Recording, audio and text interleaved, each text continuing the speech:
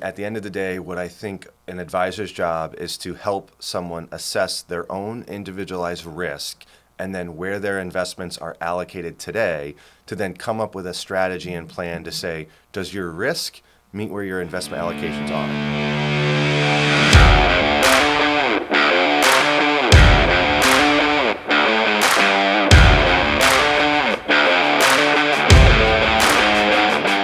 Hey everybody, welcome to the Blue Collar Wealth Podcast. And we call it that because this is a show about real finance for real people. We often get asked, what kind of clients do you work with at Stonehouse? And the term that I always like to use is blue collar wealth. You see, most of our clients have anywhere from $500,000 up to many millions of dollars saved up in their retirement, but they really don't care about buying a giant boat or yacht with that and sailing it to the south of France. Most of our clients really ask us, how do I squeeze more juice out of my retirement? How do I live a long, happy, healthy life? My name's Bob Brown. I'm a certified financial planner and a founding partner here at Stonehouse Retirement Income Planners. I've had the privilege of helping many families plan and live their lives for over 20-some years now. I'm part of a growing team here at Stonehouse, and we've seen our clients go through a ton of different things in their lives. And now, thanks to the power of the podcast, we can share some of those stories and maybe even share some shortcuts with you to help you get on track and maybe stay on track with your finances. In this episode, we're going to talk about how your bad habits might be keeping you from a successful retirement. You may be very well feeling uncomfortable with your investment choices these days. And maybe, just maybe, you've been frustrated because you're too afraid to change things, or perhaps you change things too often. So let's say, do your investments ever feel like you're at the line at the grocery store? And by that, I mean, you're in one investment and it doesn't seem to be moving nearly as fast as the other ones. So after what seems like a lifetime, you finally jump out of that one and into the next one, only to see that now that one has come to a screeching halt. And the real kicker is now you have to go and look at the old investment and it starts moving again the way you wish it had in the first place. We have all been there. You are not alone. There are a lot of people out there just like you who wish they had more discipline or more structure to how they go about making financial decisions. Well, by the end of this podcast, I hope that we're able to get you to a better place where you can understand what those bad habits are, how to replace them with better habits, and most certainly tell you how to start making some of those changes today. To help me discuss kicking these bad habits with you, I brought in Kirk Lunger. Kirk's a senior advisor here at Stonehouse, and he has years of experience working with people just like you who are excited about hacking their bad habits. Kirk, thank you very much for doing this with me. So we're talking about people's bad habits and how to hack them, how to kick those bad habits, make them better. I alluded to in my intro that there are certain times like people, some of their bad habits is refusing to change anything. And then you have the other extreme where people are always chasing last year's best investment. And that's usually a horrible thing to do. How do you go about doing that? How do you recognize people, like which habit they have, or if they have one, and how do you go about managing folks and sort of changing those habits? Sure. What you're really describing is risk. And at the end of the day, what I think an advisor's job is to help someone assess their own individualized risk and then where their investments are allocated today to then come up with a strategy and plan to say, does your risk meet where your investment allocations are? I have seen them many times be opposite. Yeah. I am not comfortable with downside risk, yet I have 100% of my investments in a single stock. Right. That makes a lot of sense. Not.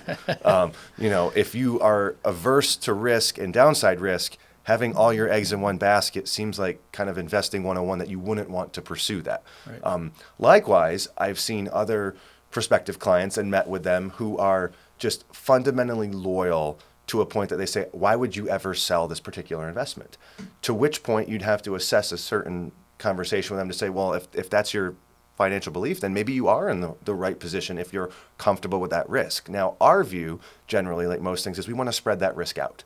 We don't want to see too heavily a concentration because there are always times that things can pop up that you don't plan on that can affect individual stocks and not the overall market, and potentially then leaving you with a much more sanguine return than you might otherwise have gotten had you have spread that risk out. So generally with clients, we'll talk about concentration risk as levels.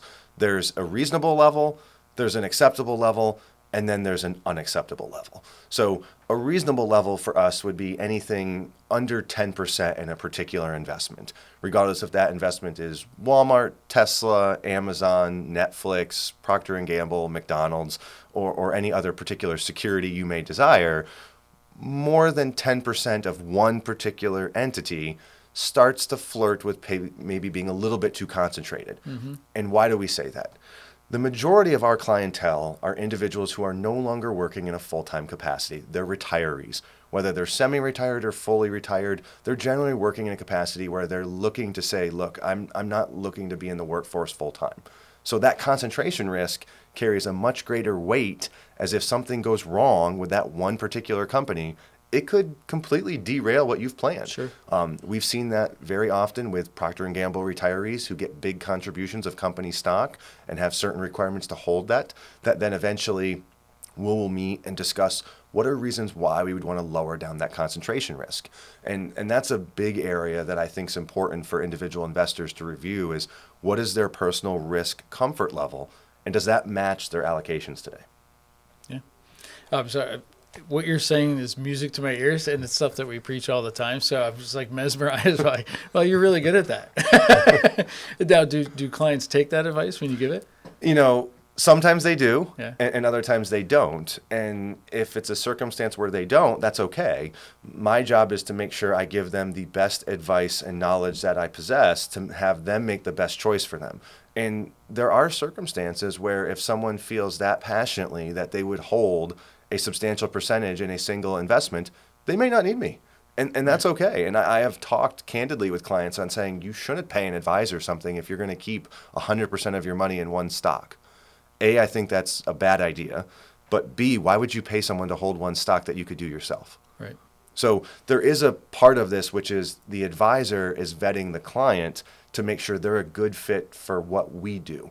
Because I don't want to see someone have mismatched expectations with what that ride may look like, and then they regret doing so down the road. Right. So the biggest concern I would have with a concentrated investor, meaning a majority of their net worth is in one stock, is we've seen that with individual stocks before that have bad managerial decisions or something coming up unexpected that only affects their business that drastically alters their stock price.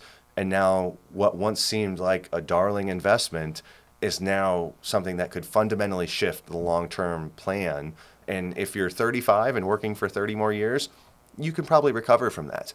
If you're 65 and this is your golden nest egg, you now may have a real problem on your hands. Yeah. And that's where diversification, globally based, broad, across multiple areas, in our view, is the best way to invest long term to minimize some of that risk.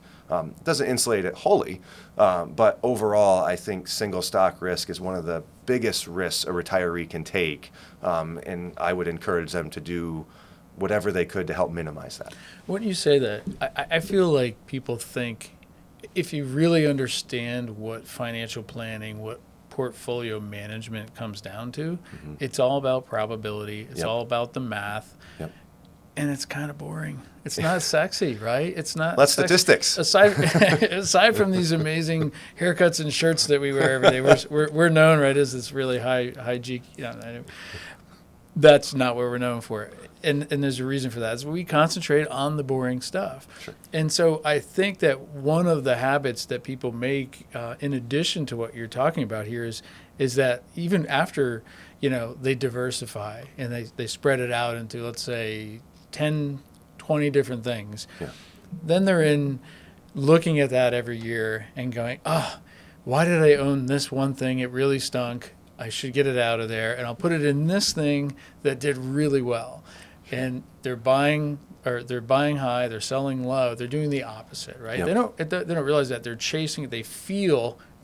Trust me, I always look at that line that's moving in the grocery store, and I'm like, I want a piece of that.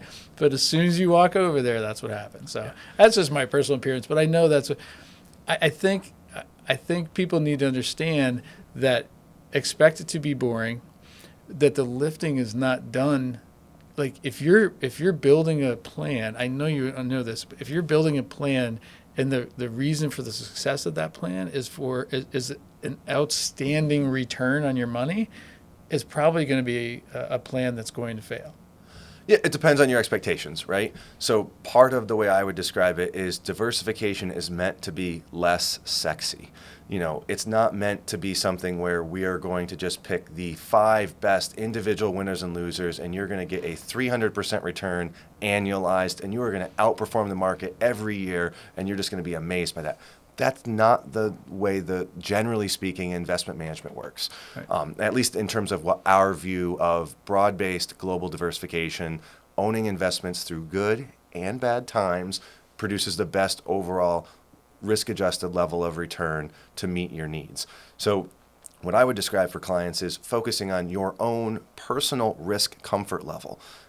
When clients come in and they have 1, 2, 3 good years in a row, very few of our clientele come in and say, boy, why aren't we making more money? I don't get asked that question, why aren't we making more money? I get the conversation of, boy, what's going on? These markets are really volatile. We're going down a lot. I'm down 50,000. I'm down 30,000. We lost 5,000 last week. You only hear it when their investments are contracting.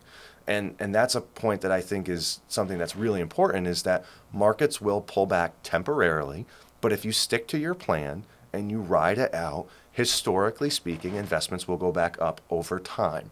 How quickly that time is dependent upon things that will play out over different periods. But what we look at historically is riding the good through the bad is the best way to generate that return. Yeah. The more you're trying to pick just a handful of investments that are going to produce that return, the more risk you inevitably are taking. Right. So if that's 1 or 2 securities, you're investing aggressively whether you realize it or not. Sure, no doubt. This is probably a good time for one of my old analogies, which I've used in our investment committee. I don't know if I have it on video, but it's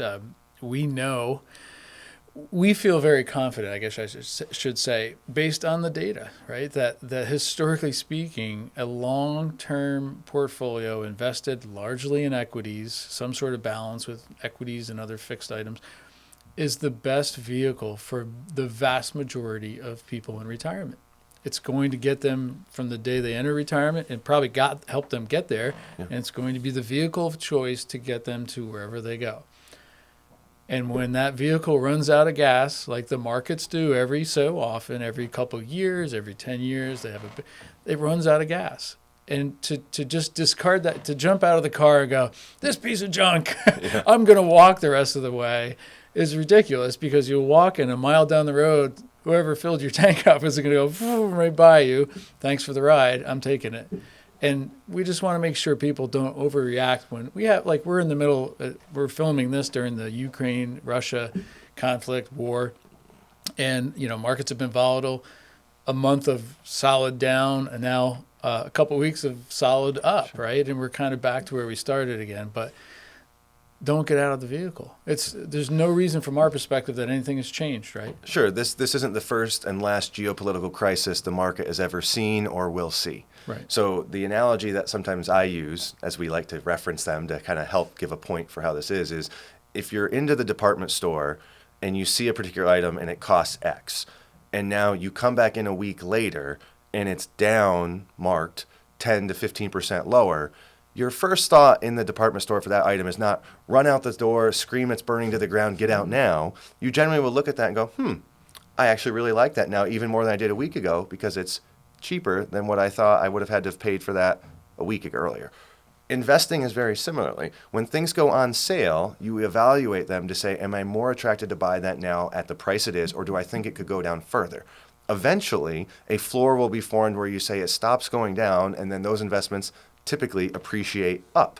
So the idea is not to run out of the building saying it's going to burn to the ground, because historically it hasn't. Mm-hmm. It's just a matter of time of reassessing your risk and saying, do I want to keep it the same, or is now a better time to maybe take more or less risk depending upon my goals and objectives? Right. But that's where I think, to me, in terms of our business model with regards to retirement planning, I think concentrated investments where the majority of your nest egg is in a single stock is the greatest risk you are taking of your life. And again, that's probably a bit overstated potentially, but financially speaking, it may or may not work out, but the consequences are a lot larger than someone who has a globally broad-based, diversified portfolio, whether they're conservative or aggressive, because I think overall they will have a much more conducive ride to give them more peace of mind that I'm not going to wake up and go, oh, my investment's down 60%. Yep. That doesn't mean it can't happen. It just means historically that diversification is less sexy, but will probably give you a better risk-adjusted ride than taking more single stock risk. Okay. I mean, anything else you want to add to that? No, I think that's a really good take on kind of our firm viewpoint. It's not that single stock investing is a bad idea. It's not that we don't even do it personally from time to time, but managing that individual concentration level, I think, is key. Yep.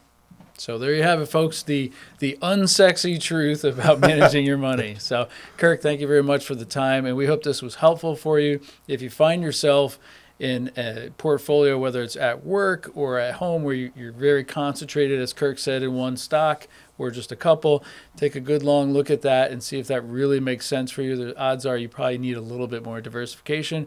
If you're not sure how to go about doing that, let us know at Stonehouse. We do it all the time for folks, and it's easy to talk to one of our team members. Just reach out to us. So hopefully this was helpful, and we'll see you on the next one.